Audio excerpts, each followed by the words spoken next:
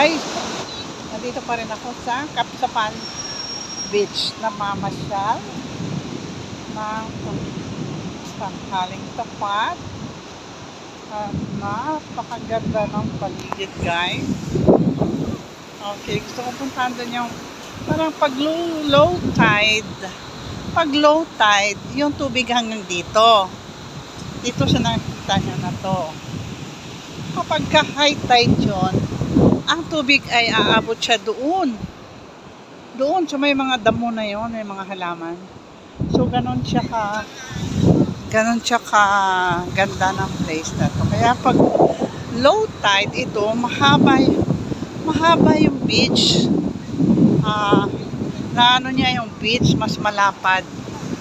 Pero mamayang hapon yan, pagdating ng high tide, makikita mo very high na yung tubig, abot na doon sa may mga puno ng ano na yan, ng nyug na yan. So ganun siya kalawak yung aabutin ng tubig. Pag low tide, meron ka makitang land area. Ayun, sa Ilonggo ang tawag doon ay pasil. May pasil ka makikita or land. Pero kapag mamaya, pag low tide yun, hindi mo na makikita yan. You really cannot see that. Matatabunan na siya ng water. So, habang low tide, malayo yung marating ko sa dagat na to. Kasi nga, ang tubig ay hanggang dito.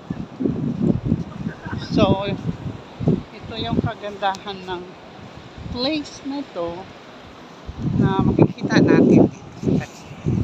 At napakalakas ng hangin. Sobrang ano yung hangin. Mahangin yung beach kahit na mainit yung araw.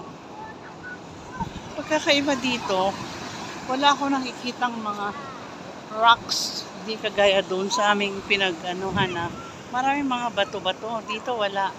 Napaka-white ang sun. Kaya maraming naliligo dito. Malinis ang beach. Okay. So guys, come. Invite ko kayo dito. Pumunta kayo sa Kapsapan Beach, Kasiguran, Aurora.